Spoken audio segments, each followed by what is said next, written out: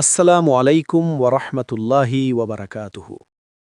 আশা করি আপনি ভালো আছেন। আর যদি মনটা খারাপও থাকে তাহলে আপনি ঠিক জায়গায় এসেছেন। আজ আমি এমন একটি বিষয়ে কথা বলবো যা আপনার জীবনের দিক পরিবর্তন হতে পারে ইনশাআল্লাহ। ভিডিওটি একটু ধৈর্য নিয়ে শেষ পর্যন্ত দেখুন, কারণ এখানে এমন কিছু কথা আছে যা হয়তো আপনার হৃদয় স্পর্শ করবে। জীবনের এক সময়ে আমরা সবাই পথ হারাই। জীবনের পথে চলতে গিয়ে আমাদের অনেকেই একটা সময় পথ হারিয়ে ফেলি। মনটা হঠাৎ ফাঁকা হয়ে যায়, মনে হয় সব কিছুই বৃথা। অনুভব করছি আমি আর পারছি না, আমি শেষ। কখনো বন্ধুদের প্রভাব, কখনো সমাজের চাপ, আবার কখনো নিজের গোপন দুর্বলতা। এগুলোই আমাদের জীবনকে ধীরে ধীরে টেনে নিয়ে যায় পাপের দিকে। পাপের শুরুটা হয় মিষ্টি, আকর্ষণীয়, কিন্তু একসময়ে সেই মিষ্টতাই আমাদের হৃদয়ে জ্বালিয়ে পুড়িয়ে ফেলে। একজন মানুষ যখন পাপের সাগরে হাবুডুবু খায় তখন সে আসলে অন্ধকারে ডুবে থাকে, নিজের জীবনের পথ হারিয়ে ফেলে। সে হয়তো জীবনের অর্থ খুঁজে পায় না, শান্তি পায় না, এবং ভালো মানুষের কাছ থেকে দূরে সরে যায়। আপনি কি কখনো নিজেকে প্রশ্ন করেছেন, আমি কোথায় যাচ্ছি, আমি কেন এমন করছি? যদি করে থাকেন তাহলে জেনে রাখুন আপনি এখনও বেঁচে আছেন, আপনার হৃদয়ে এখনও জীবিত। চলুন হাদিসটি পড়ে নেই। আনাস ইবনে মালিক রদিয়াল্লাহু থেকে বর্ণিত, রসুলুল্লাহ সাল্লাল্লাহু আলাইহি ওয়াসাল্লামকে আমি বলতে শুনেছি, বারাকাতময় আল্লাহ তাআলা বলেন, হে আদম সন্তান, যতক্ষণ আমাকে তুমি ডাকতে থাকবে এবং আমার হতে ক্ষমা পাওয়ার আশায় থাকবে, তোমার গুনাহ যত অধিক হোক তোমাকে আমি ক্ষমা করব, এতে কোনো পরোয়া করব না। হে আদম সন্তান, তুমি যদি সম্পূর্ণ পৃথিবী পরিশান গুনাহ নিয়েও আমার নিকট আসো এবং আমার সঙ্গে কাউকে অংশীদার না করে থাকো, তাহলে আমিও তোমার কাছে পৃথিবীপূর্ণ ক্ষমা নিয়ে হাজির হব। আল্লাহর দরজা কখনো বন্ধ হয় না।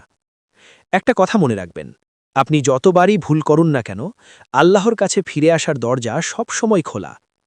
আল্লাহ তাআলা বলেন, হে আমার সেই বান্দারা যারা নিজেদের উপর সীমা লঙ্ঘন করেছ, তোমরা আল্লাহর রহমত থেকে নিরাশ হও না। নিশ্চয়ই আল্লাহ সমস্ত গুনাহ ক্ষমা করে দেন, তিনিই ক্ষমাশীল, পরম দয়ালু। সুবহান আল্লাহ। মানুষ যদি আপনার ১০ বার ভুলে করে ফেলে, একবারও মাফ করে চায় না, কিন্তু আল্লাহ আপনার ১০০০ ভুলের পরও ক্ষমা করে দেন। তিনি ক্ষমাকে ভালোবাসেন। যে কেউ যত বড় পাপী হোক না কেন, যদি সত্যিকারভাবে ফিরে আসে, আল্লাহ তার দরজা কখনো বন্ধ করেন না। তওবা মানুষকে নতুন জীবন দেয়, তওবা মানুষকে অন্ধকার থেকে আলোতে আনে, তওবা একজন অপরাধীকে সমাজের গর্বিত সদস্যে রূপান্তর করে। তওবা মানে কেবল মাফ চাওয়া নয়, তওবা মানে হৃদয়ের গভীর অনুতাপ, ভুল স্বীকার করা।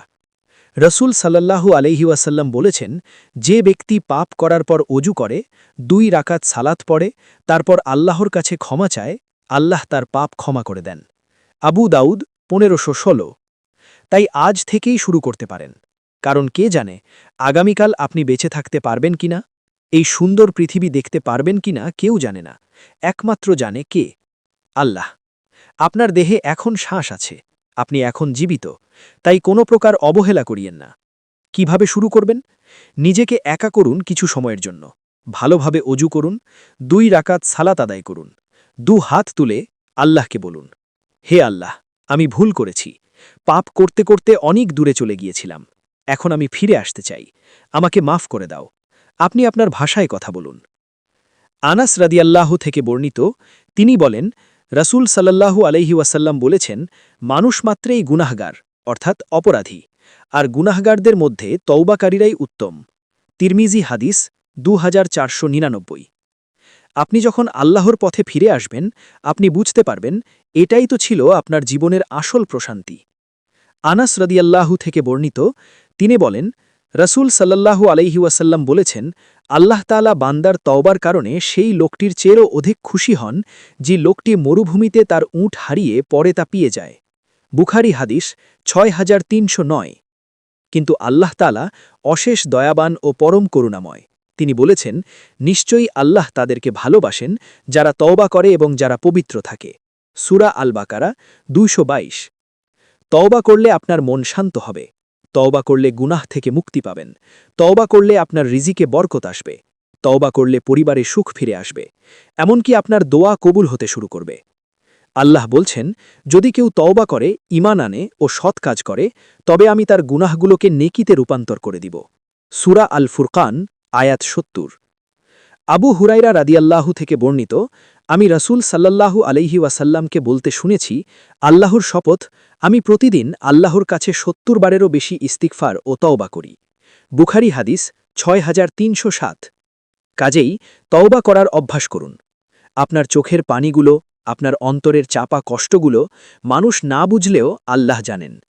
তওবা করলে আপনার জীবন হবে আলোকিত, আপনি হবেন সমাজের জন্য একজন ভালো মানুষ হয়ে উঠবেন। তাই প্রতিদিনের তওবা জীবনের সবচেয়ে সুন্দর রিফ্রেশ বাটন। হে আল্লাহ, আমাদের অন্তরকে নরম করে দিন, আমাদেরকে তওবা করা কবুল করে নিন এবং সঠিক পথে চলার সেই তৌফিক দান করুন। আমাদের সবাইকে ক্ষমা করে দিন। আমিন। আপনি যদি এই ভিডিও থেকে কিছু শিখে থাকেন, তাহলে ভিডিওটি শেয়ার করে অন্যকে শিখার সুযোগ করে দিন। অবশ্যই এই চ্যানেলটি সাবস্ক্রাইব করুন, কমেন্ট করে জানান ভিডিওটি কেমন লেগেছে। দেখা হবে পরবর্তী ভিডিওতে, ইনশাআল্লাহ।